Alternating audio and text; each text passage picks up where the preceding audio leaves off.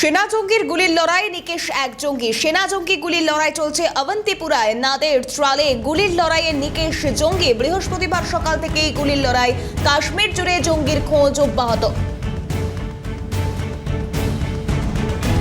মঙ্গলবারের পর বৃহস্পতিবার উপত্যকায় জঙ্গি নিকেশ, সন্ত্রাস দমন জারি। সেনা জঙ্গি গুলির লড়াইয়ে নিকেশ এক জঙ্গি। আরো বিস্তারিত জানাবে ইন্দ্রাণী, আমাদের প্রতিনিধি রয়েছেন টেলিফোন লাইনে। ইন্দ্রাণী, দেখো, এই অঞ্চলে বেশ কিছু জঙ্গি কার্যকলাপ চলছে বা জঙ্গিরা লুকিয়ে আছে এরকম একটা খবর সেনার পক্ষ থেকে ছিল, সেনার কাছে ছিল। এবং সেই খোঁজে যখন নিরাপত্তা বাহিনী অর্থাৎ সেনা এবং জম্মু কাশ্মীর পুলিশ সেখানে পৌঁছায়, তখন কিন্তু সেখানে গিয়ে তারা যখন জঙ্গির খোঁজে তল্লাশি চালানো শুরু করে, হঠাৎই একটি বাড়ি থেকে গুলি ছুটে আসে এবং তখনই বুঝতে পারেন সেনাবাহিনী যে এই অঞ্চলে একজন জঙ্গি লুকিয়ে রয়েছে।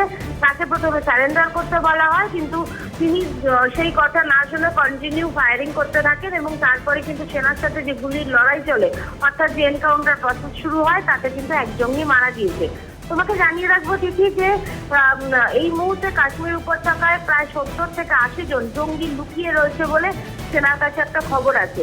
এবং দেশের বাইরে জঙ্গি ঘাঁটি নষ্ট করার পর এবার দেশের ভিতরে কোথায় কোথায় জঙ্গিরা লুকিয়ে আছে তা খুঁজে বার করতে চাইছে কেন্দ্রীয় সরকার। এবং সেই জন্যই কাশ্মীর সহ সারা দেশে কিন্তু সার্চ অপারেশন চালাচ্ছে নিরাপত্তা বাহিনী। তিথি, বেশ ধন্যবাদ ইন্দ্রাণী। ইন্দ্রাণী দাশগুপ্ত আমাদের প্রতিনিধি ছিলেন আমাদের সঙ্গে টেলিফোন লাইনে। অবসরপ্রাপ্ত বায়ুসেনা কর্তা রঞ্জন মুখোপাধ্যায়ের সঙ্গে কথা বলেছিলাম এই অপারেশনের বিষয়ে। কি জানাচ্ছেন তিনি, শুনবো।